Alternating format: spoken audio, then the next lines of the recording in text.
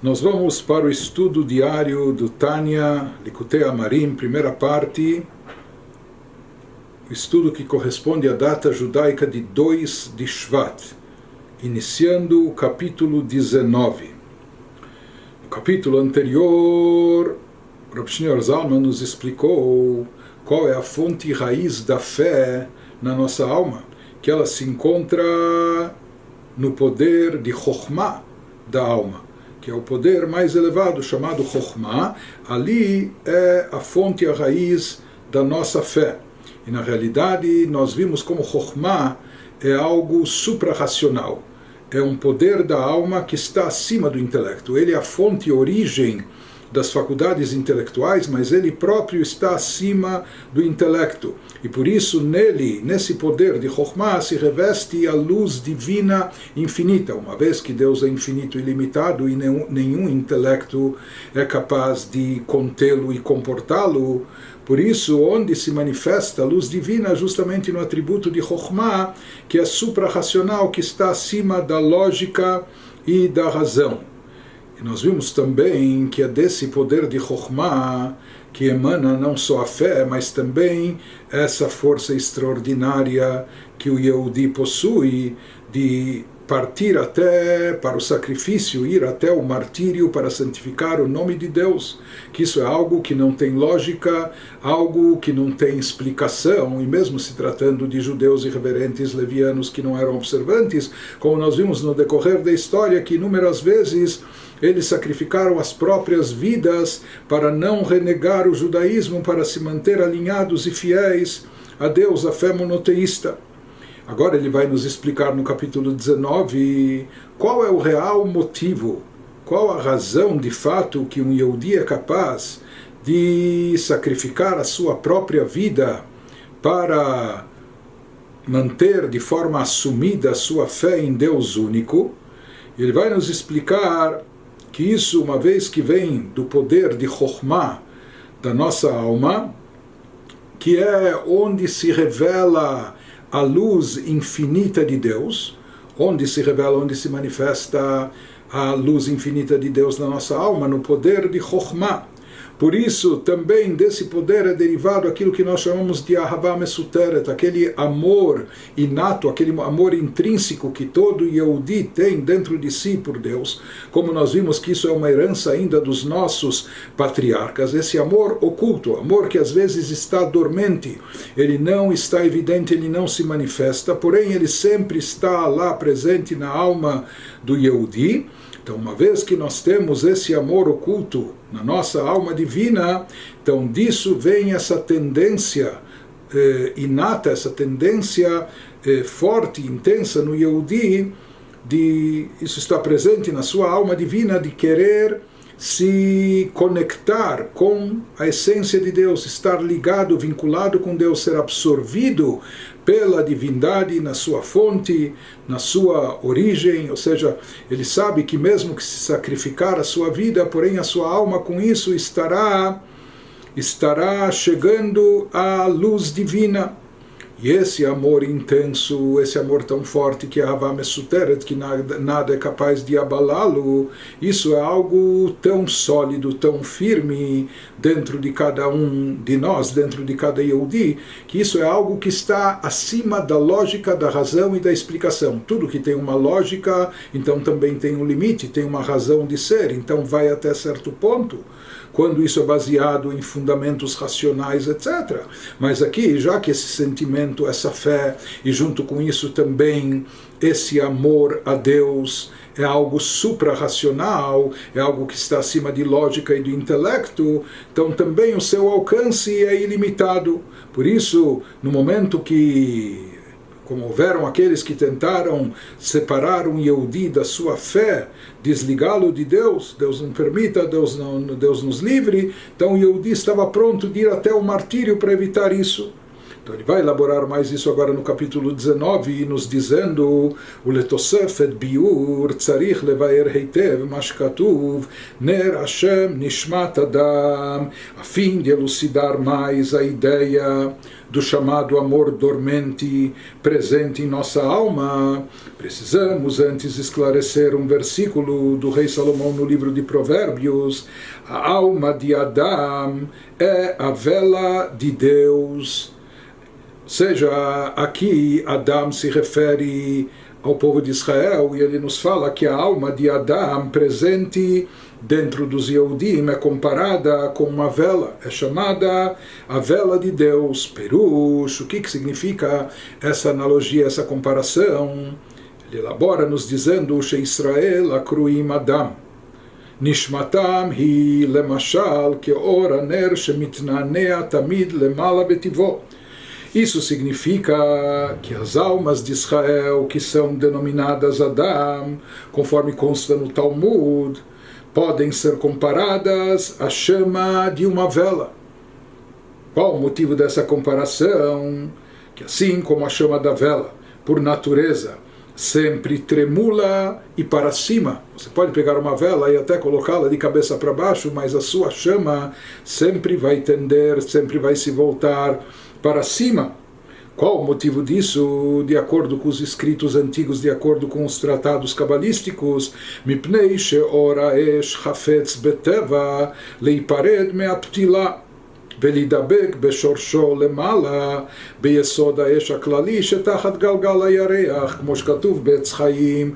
Por que ocorre esse fenômeno? Por que sempre a chama da vela está tremulando para cima, está, mesmo que você segure a vela em posição reta ou de lado, coloque ela até de cabeça para baixo, mas sempre a sua chama vai se voltar para cima? Então ele nos diz, porque a chama é naturalmente inclinada a se separar do pavio. Na verdade, a chama está querendo se desprender do pavio que a prende aqui embaixo. Ela quer se desprender do pavio com que objetivo?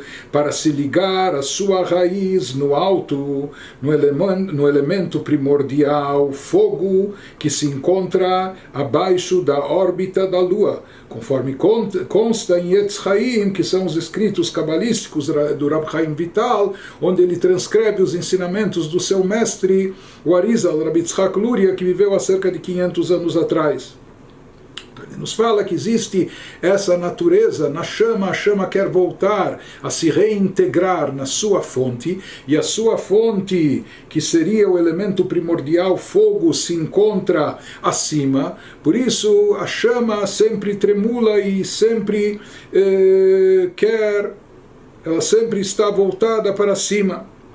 E aqui acontece algo interessante e curioso.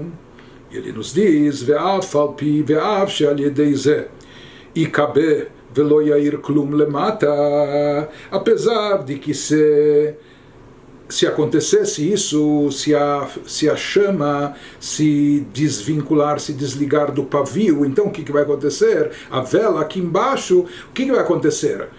A chama se desvinculou do pavio, se apagou, a vela se apagou. Para onde foi essa chama? Então, de acordo com o que ele nos diz aqui, na verdade essa chama não desapareceu, essa chama foi reabsorvida na sua fonte original, no elemento primordial fogo. Mas o que acontece aqui embaixo com a vela? A vela simplesmente se apaga, essa chama aqui embaixo se extinguiu.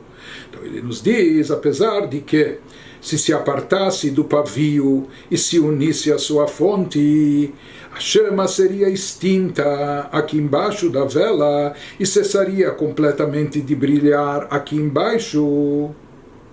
E mesmo no alto, e não só que aqui embaixo a chama desapareceria do pavio da vela, mas também acima na sua fonte, sendo ela reabsorvida, reintegrada no elemento primordial fogo.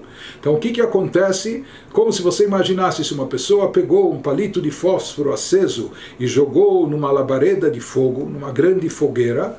depois você não pode, essa chama original do palito de fósforo, ela perde a sua individualidade, ela perde a sua identidade. Aquela pequena chama acaba sendo absorvida, mesclada, ela fica integrada à grande chama da labareda, aquela grande fogueira, e ela já deixa de ser uma chama à parte, uma chama particular, aquela chama do fósforo. Mais ainda, quando essa chama que estava acesa aqui é reintegrada lá em cima, ou seja, não só que aqui em cima, não só que aqui embaixo na vela ela se extingue, mas mesmo lá em cima sendo reabsorvida e reintegrada na sua fonte raiz, lá também ela perde a sua identidade.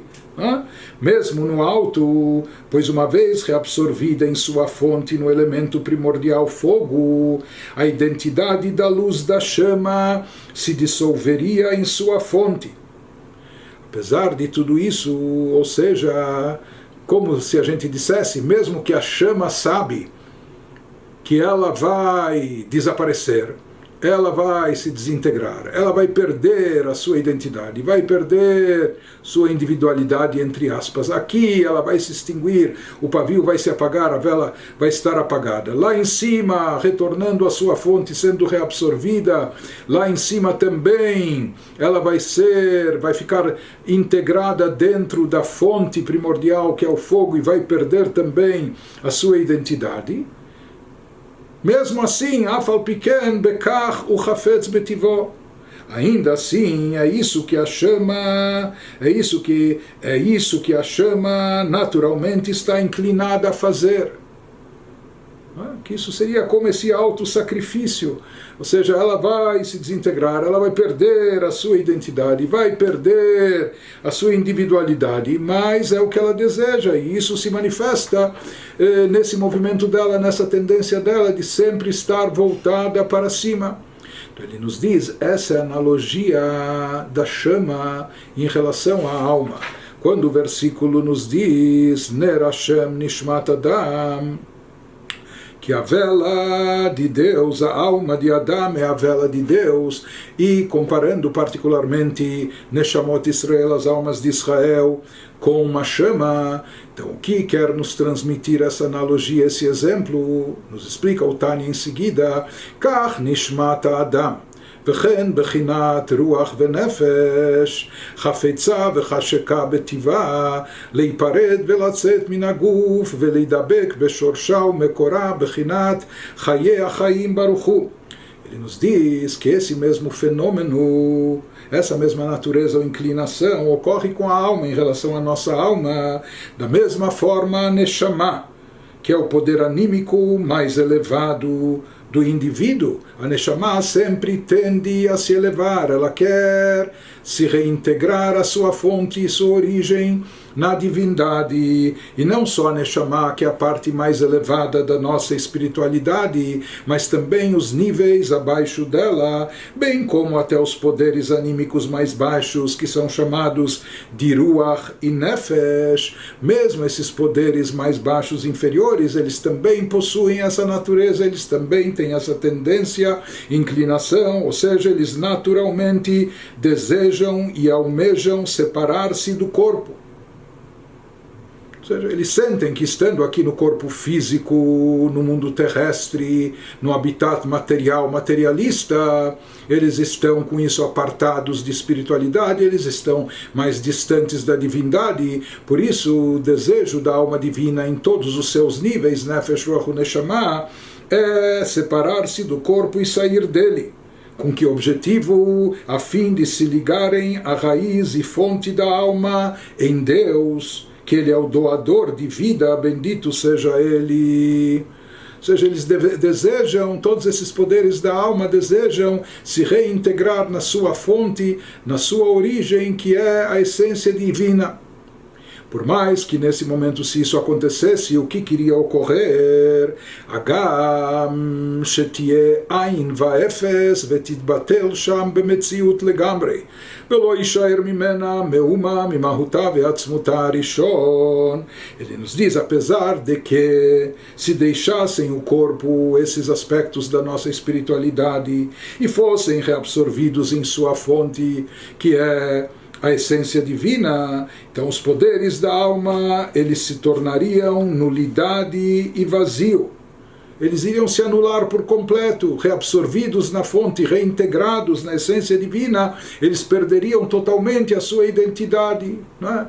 A individualidade daquela alma desapareceria, eles se tornariam completamente anulados, na prática, nulidade e vazio diante da fonte e origem, diante da essência de Deus, e a alma ali perderia completamente sua identidade e nada restaria de seu caráter e substância originais, assim que ela fosse absorvida em sua fonte, ou seja, porque diante de Deus elas estariam anuladas totalmente, por completo.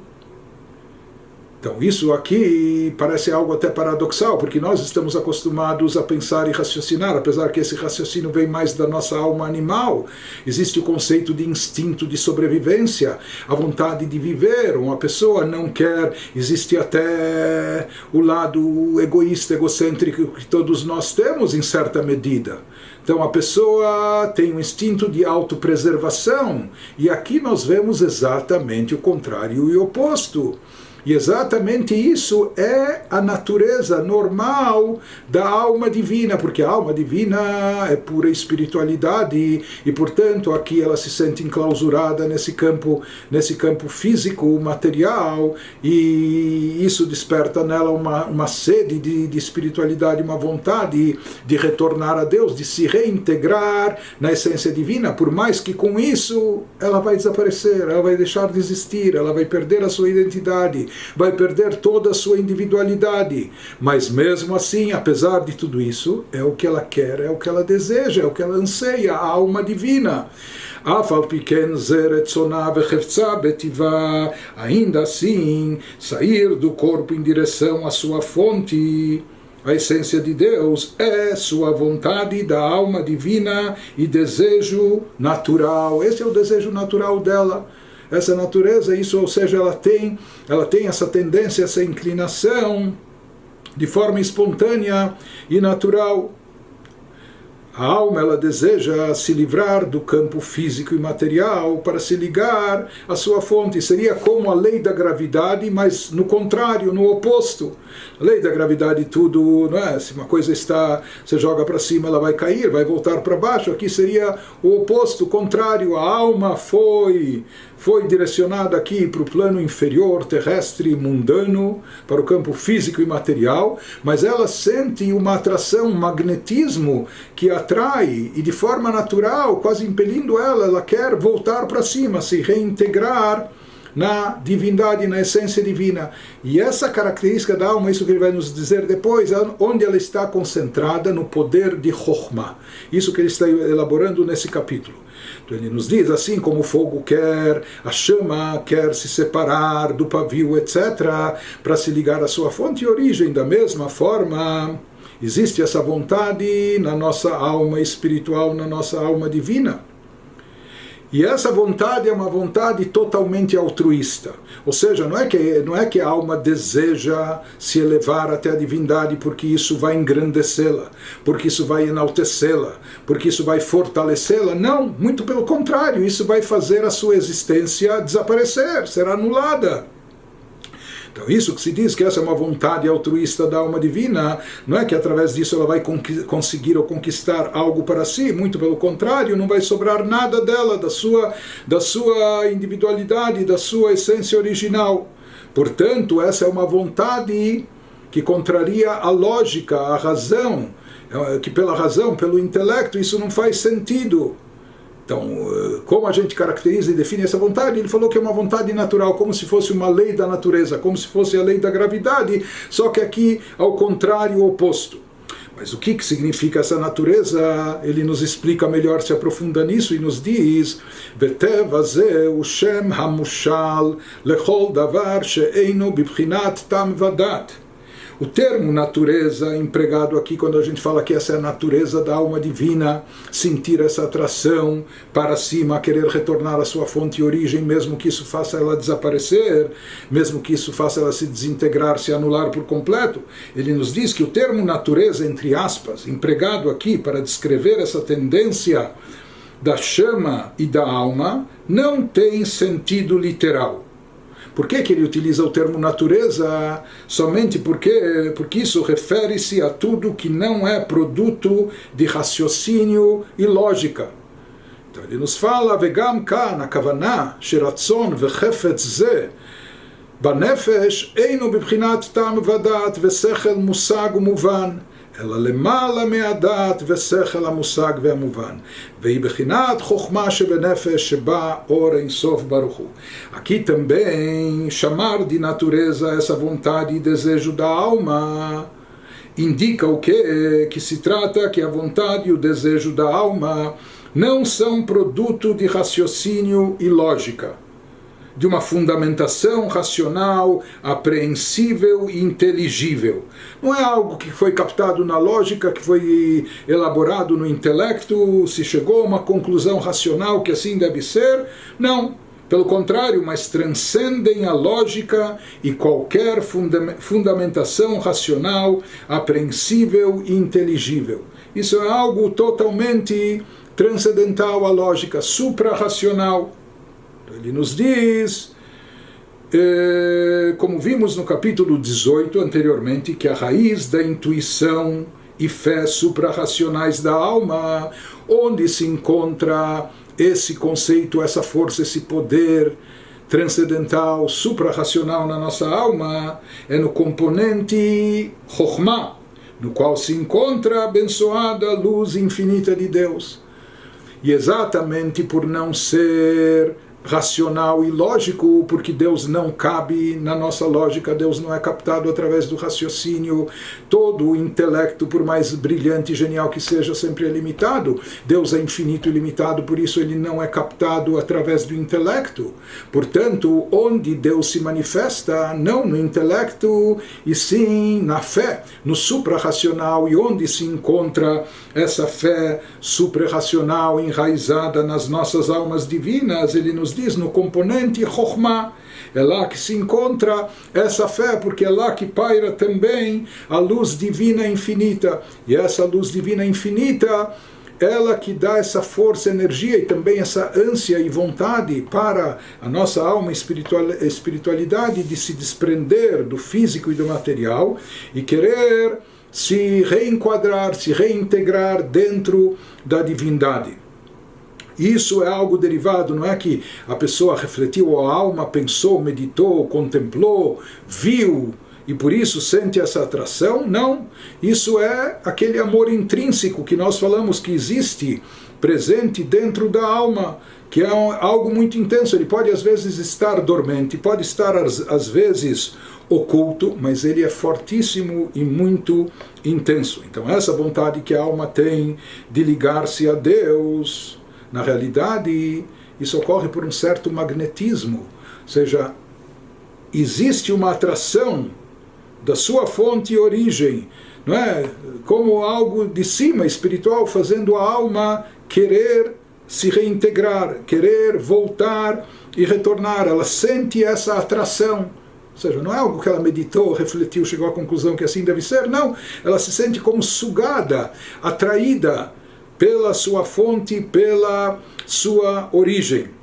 E baseado no que nós expomos até agora, quem se recorda aquilo que nós perguntamos no capítulo anterior, nós podemos explicar de imediato 3 questões que foram lançadas a respeito desse amor oculto, desse amor dormente presente na nossa alma, no atributo ou no componente Chokhmah.